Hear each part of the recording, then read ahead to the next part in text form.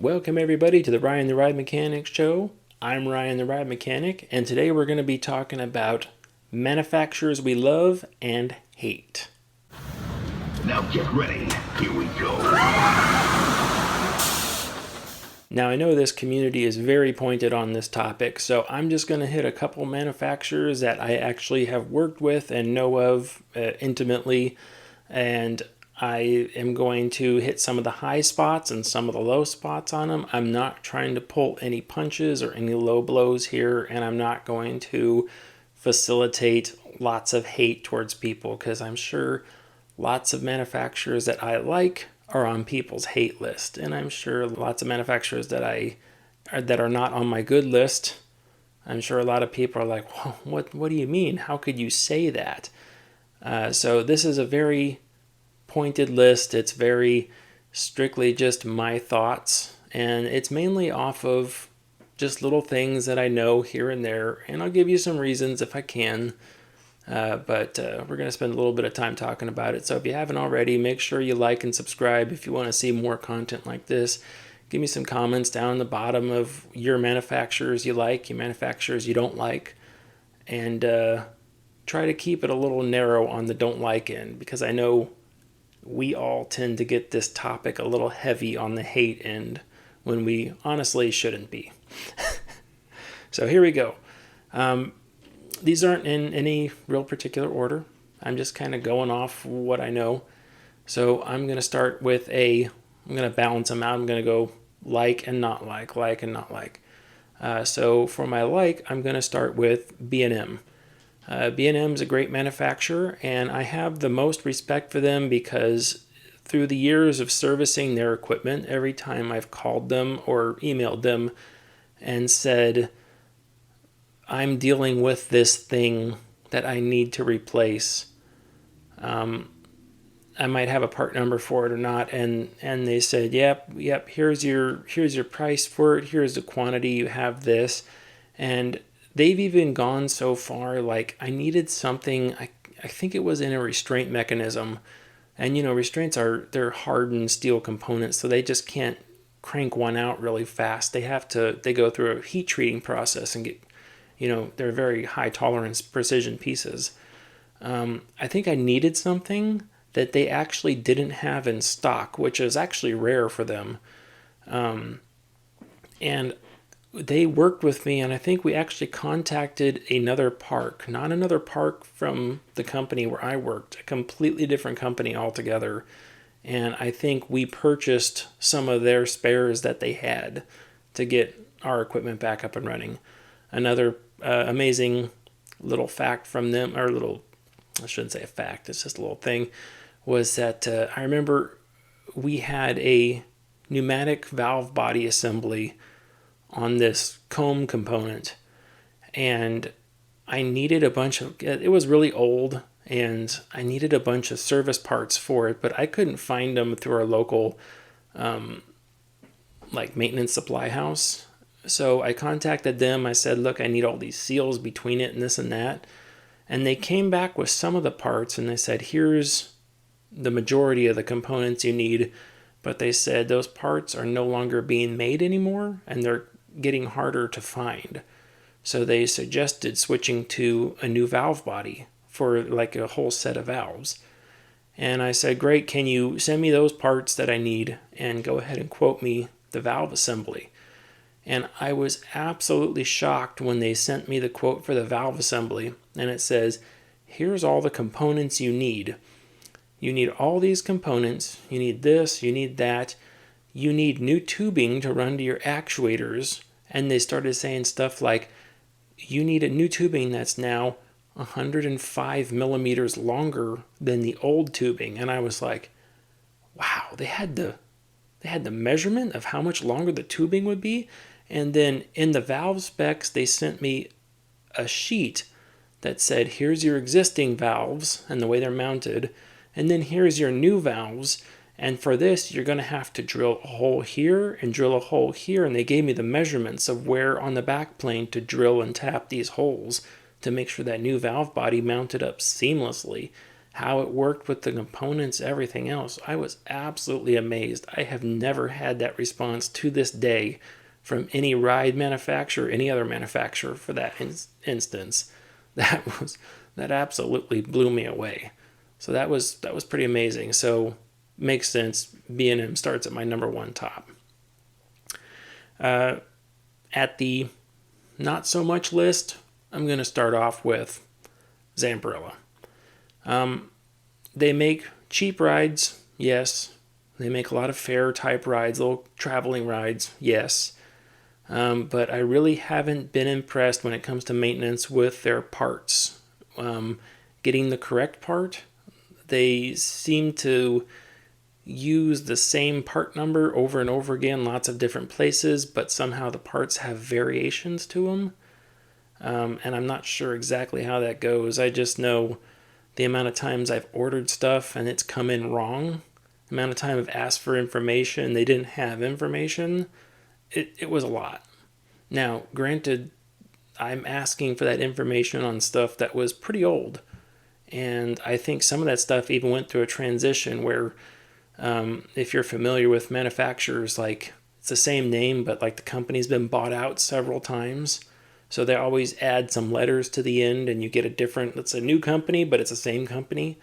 So I believe they're looking through past revisions of old drawings from 2 or 3 companies past and they're having trouble with it. So that's why I don't want to be too pointed on these lists and say that they're never going to change or anything. But I know some of their older stuff, they had a lot of trouble getting stuff to me. So back to the nice list. My next one, I'm going to start with, I'm going to keep going with Vekoma. My first 2 rides I worked on were Vekomas. They were right next to each other. I had an SLC and a Boomerang that I worked on. We called them the Twisted Sisters since they were right next to each other. People knock Vekoma a lot. I'm actually really happy with them. I cut my teeth in the control systems of how rides function, and the Vekomas, the SLC, and the Boomerang were both the style I had were both relay logic controls, and that is a great way to learn how to work on control systems because it's all on and off. It's ones and zeros essentially. So you can actually learn the logic of the ride. And they did an immaculate job with that control system, laying it out. Parts and supplies wise, I asked for stuff, they get it to me. And I've never really had a problem with their parts at all. Like, I've had some tolerancing issues between stuff. We've had some service bulletins released that were just kind of made you scratch your head like, really? That doesn't make any sense. But for the most part, everything's been there and it's been good. So Vekoma's on my like list. Now on my not so nice list, my next one down is Entenmann. I know Entenmann's up there on a lot of people's not like list, and that's also very high up on people's like list too. My whole thing for maintenance is strictly the service side of things, and Entenmann takes a very pointed viewpoint about they wanted to make sure that, when we say you need these parts always to be on your shelf, they want you to have those, and part of the reason is because they're not going to stock them on their end. So, if I needed a pin for something, they don't just have pins. When I say pin, I mean like a pivot pin of some sort. They typically just don't have them sitting around on their shelf. It's a custom order. It's like 18 weeks lead time every time you need something. So if your park doesn't have a lot of the foresight and money just to keep a ton of parts on the shelf for that ride, it doesn't work out.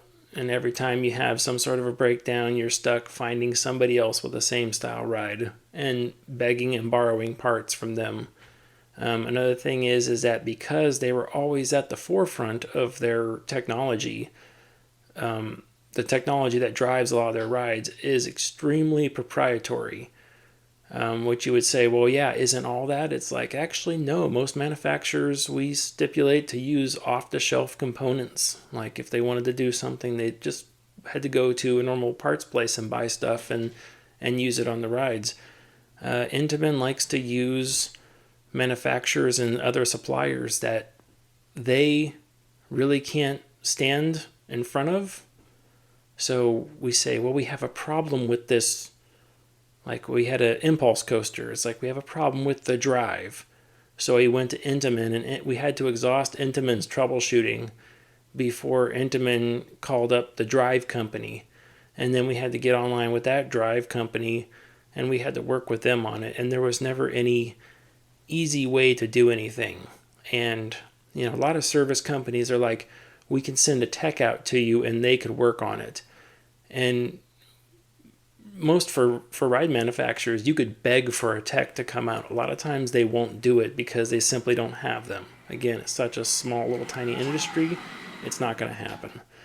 So what ends up happening a lot there is that we said, hey, we want this little controls change in the drive, and Entenmann couldn't do it. The drive company wouldn't do it because the person who designed the drive system didn't work for that company anymore.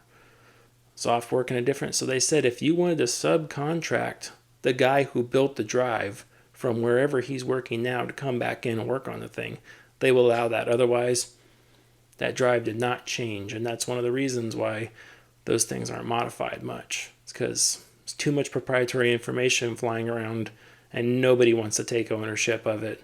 No one wants to modify, I should say, ownership of it. So it's kind of like Entenmann gets a black eye for service on that one. Sorry. The next one down on my like list is Gerstlauer.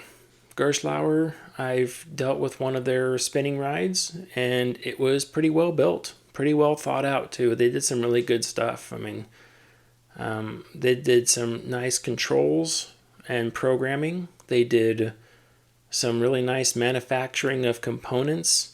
They spent a lot of time making high quality precision stuff in some places, and other places where they could get away with just, I wouldn't say some cheap, just something that didn't have to hit all those tokens like that. They would put something in there that worked for it. And I would say it was a very good quality. It was a good trade-off there, kind of where the money, where got quality and quantity out at the same time. It was pretty good, and the Gerstlauer I worked on was pretty nice. So I like that one. They were also there for all of our troubleshooting needs. I remember when the ride was new, I was there late one night and we couldn't get the ride running. I think we shut the ride down like a half hour before closing, and I could not get the ride running. And I'm going through all the controls, I'm combing over stuff, and the guys over in Germany, I say Germany, just in that area in general, they come online and we get them plugged into the machine and they look at it, and after just a couple minutes poking around, and they say, we see the e-stop circuits dropped out. Are there any e-stops pushed? And I said, no, I checked all the e-stops. I mean, it's like the first thing I did was check all the e-stops. Come on, that's like the rookiest possible thing you can do. And they said, well, can you go around the ride and push in each e-stop and pull it back out, and we're going to watch it in the control system change state. And I said, okay. So I went around and I started popping e-stops all over the place, and I got around to our operator 3 position, went to push in that e-stop. It did not push in. I pulled the e-stop and it pulled out. And I was like, are you kidding me? I must have been troubleshooting that thing for 3 hours. Now, to my defense, could have been pressed later on in the process? Yes, it could have. But Gerstlauer was there to support us the entire time, and they walked us right through it, and they got us back up and running. We were happy. They were happy. Everything was all good after that one. Next on my not so nice list is Larson. I've only had one experience with them, honestly, and it's been a park model loop. Now, why did I say park model? Because Obviously, those Larson loops have been out for a very long time.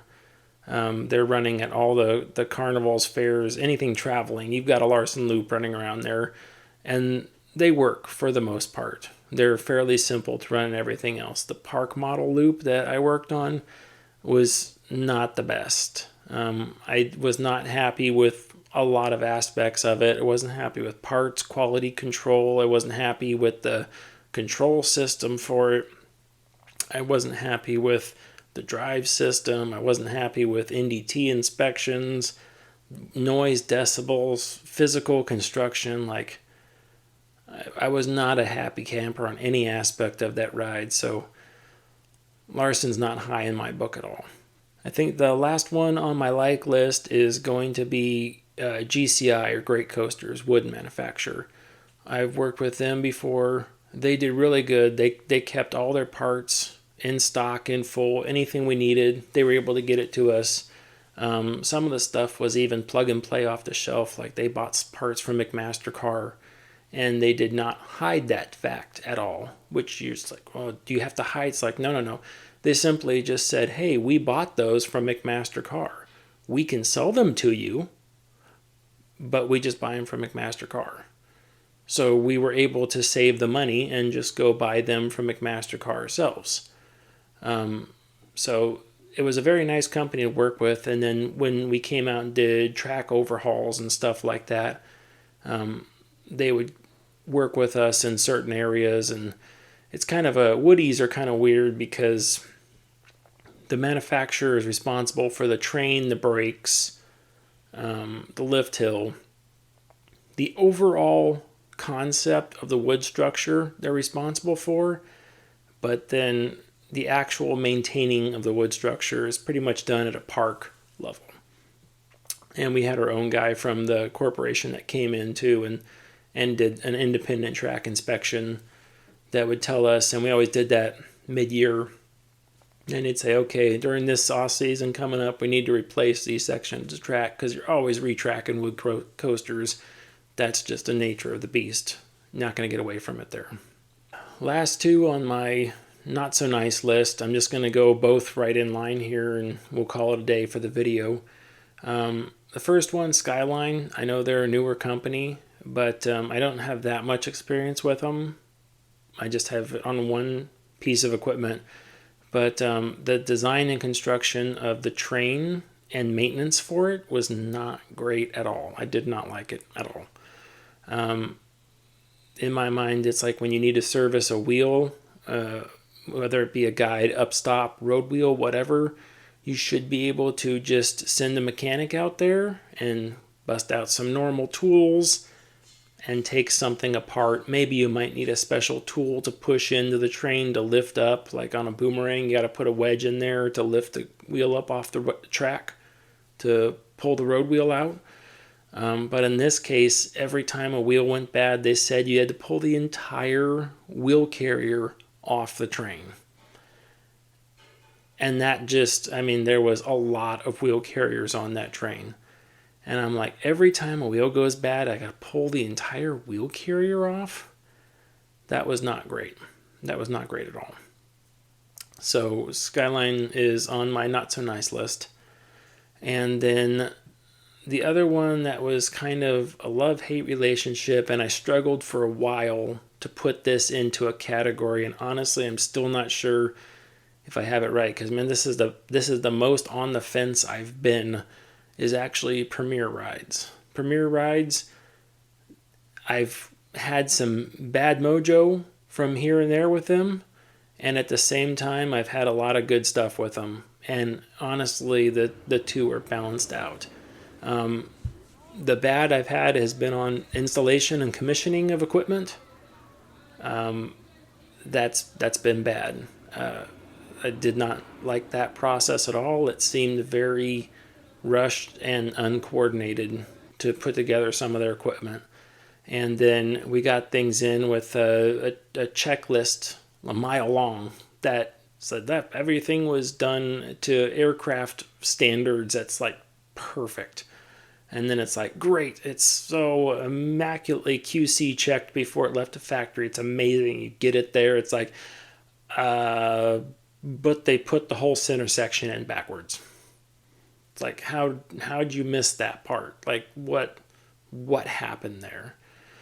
But it's like, okay, so that's the bad side of it. On the good side of it, it's like we had lots of operational issues with that piece of equipment that we put in, and they worked with us for a very long time to get all the bugs figured out and get it working. Of course, you would say like, well, I'm glad they did that, but it's honestly it's in their favor anyway because they wanted to sell more of that piece of equipment. So it's like ours is the last style of that particular run, but the next ones after them, they did some other minor revisions. A lot of them, I find it funny because I see them open up that style ride all the time, and I see components on there. It's like, oh yeah, I remember when we did that because that wasn't on that train to start with, and then we built that at our park and put it on there, and now they use it on all their stuff. So it's kind of fun to see that stuff when it pops out. It's like, oh yeah, I remember when we put those on. Amazing,